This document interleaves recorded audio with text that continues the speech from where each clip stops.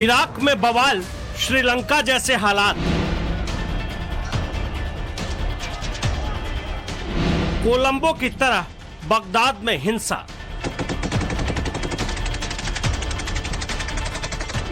राजधानी बगदाद पर प्रदर्शनकारियों का कब्जा।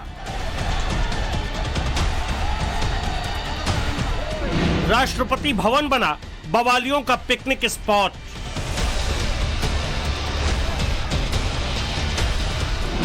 सरकारी दफ्तर हंगामा शहर शहर। सड़क पर बवाल, गोलियों की बौछार। हाथों में रॉकेट लॉन्चर, बगदाद में बवाल भयंकर। हर तरफ धुआं धुआं, इराक को किसने सुलगाया? इराक में सियासी गदर, फेस ऑफ मुक्तदा अल सदर।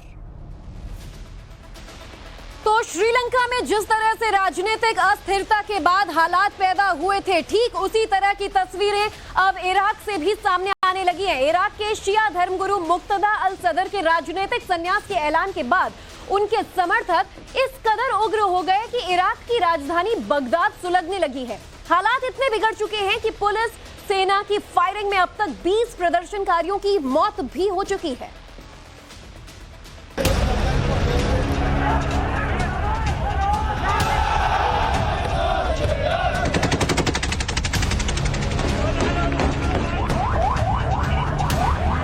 इराक इस वक्त सुलग रहा है। राजधानी बगदाद प्रदर्शनकारियों के कब्जे में आ चुकी है, तो दूसरी तरफ इराकी सेना के टैंक सड़क पर मोर्चा संभाले हुए।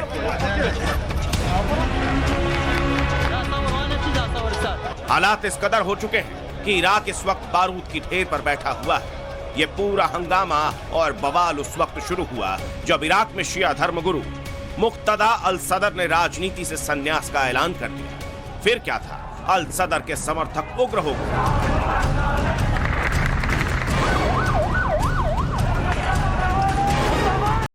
सोमवार रात से ही समर्थक सड़क पर उतरा और बवाल के साथ साथ बगदाद को आग के हवाले कर दिया। हिंसक झड़प हुई।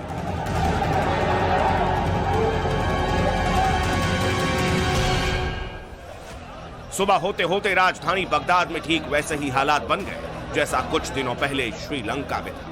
हजारों की तादाद में मुक्तदा अल सदर के समर्थक इराक की राजधानी बगदाद में राष्ट्रपति भवन पहुंच गए और उस पर अपना कब्जा जमाया। राष्ट्रपति भवन की इस तस्वीर में साफ देख सकते हैं कैसे प्रदर्शनकारी राष्ट्रपति भवन में डांस करते नजर आ रहे हैं।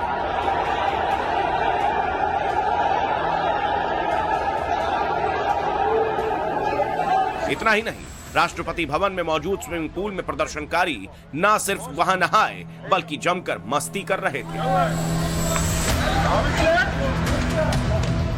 अल सदर के समर्थक हजारों की संख्या में सड़क पर उतर चुके थे। जगह जगह अपने नेता के राजनीति से संन्यास लेने का विरोध जता रहे थे।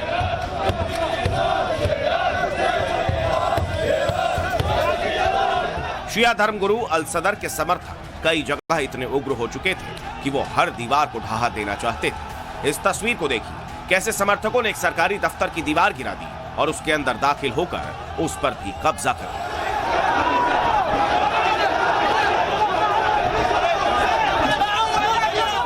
इतना ही नहीं, उग्र प्रदर्शनकारियों को संभालने के लिए इराकी सेना को सड़क पर टैंक तक उतारना पड़ा, लेकिन हालात तब भी नहीं सुधरे। प्रदर्शनकारियों को रोकने के लिए आंसू गैस के गोले छोड़े गए, लेकिन प्रदर्शनकारी और उग्र होते चले गए, जिसे देखते हुए इराकी पुलिस और सेना को गोलियां तक चलानी पड़ी। इस फायरिंग में करीब 20 प्रदर्शनकारियों के मारे जाने की खबर है, तो वहीं कई लोग घायल बताए जा रहे हैं। इराकी पुलिस और सेना की फायरिंग के बाद अल सदर के समर्थक और भी आक्रामक हो गए। इसमें एक प्रदर्शनकारी के हाथों रॉकेट लॉन्चर तक लग गया। इस रॉकेट लॉन्चर से उसने रॉकेट भी दागा। इराक में अब लड़ाई बंदूक वर्सेस बंदूक की हो गई है। प्रदर्शनकारियों ने इमारतों में छिपकर इराकी सेना और पुलिस पर फायरिंग शुरू कर दी है, मानो यहां गोरिल्ला युद्ध छिड़ गया। इराक में सियासी गदर के फेस बने मुक्तदा अल सदर खामोश है, जिसकी वजह से इराक सुलग रहा है। उनके समर्थक उग्र होते जा रहे हैं। हालात अगर जल्द नहीं सुधरे तो बगदाद के साथ साथ दुनिया के भी हाथ इस आग से झुलसने तय हैं। Bureau report, times now, Navbharat. लेकिन आखिर क्या वजह है कि इराक में हालात इतना बिगड़ गए हैं? दरअसल इराक में पिछले 10 महीने से ना तो कोई प्रधानमंत्री है, ना कोई मंत्रिमंडल है और ना ही कोई सरकार। मुक्तदा अल सदर प्रधानमंत्री के बड़े दावेदार थे, लेकिन बहुमत नहीं होने की वजह से वो सरकार बना नहीं पा रहे थे।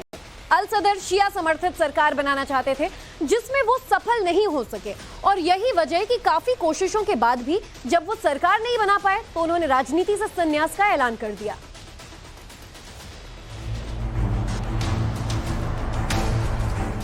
इराक आज जो सुलग रहा है उसका फेस इराक के शिया धर्मगुरु मुक्तदा अल सदर है।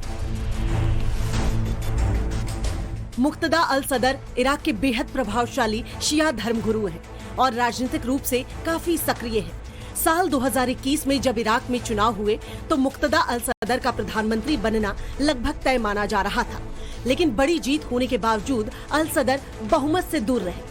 तभी से इराक में सरकार बनाने को लेकर गतिरोध जारी है।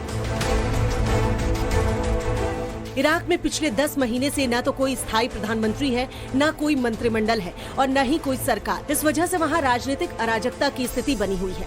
यानी जिस तरह श्रीलंका में राजनीतिक संकट के बाद भीड़ ने संसद को बंधक बना लिया था, अब वैसे ही हालात इराक में बन चुके हैं। अल सदर चाहते थे कि इराक में शिया समर्थित सरकार बने। इसके लिए उन्होंने आम सहमति वाली सरकार बनाने के लिए ईरान समर्थित शिया प्रतिद्वंद्वी के साथ बातचीत करने से भी इनकार कर दिया था। राजनीतिक अस्थिरता को बढ़ता देख अब अल सदर ने जब राजनीति से संन्यास लेने का ऐलान किया तो उनके समर्थकों को गहरी चोट पहुंची। समर्थकों में ये मैसेज गया कि इराक विरोधी पार्टियां अल सदर को प्रधानमंत्री के रूप में नहीं देखना चाहती। इसके बाद इराक में समर्थकों ने बवाल करना शुरू कर दिया। इराक में बिगड़ते हालात को देखते हुए यूएन के महासचिव एंटोनियो गुटेरेस ने चिंता जाहिर की है। उन्होंने लोगों से संयम की अपील की है, साथ ही सभी संबंधित अधिकारियों से हिंसा को रोकने के लिए तत्काल कदम उठाने का आग्रह भी किया है।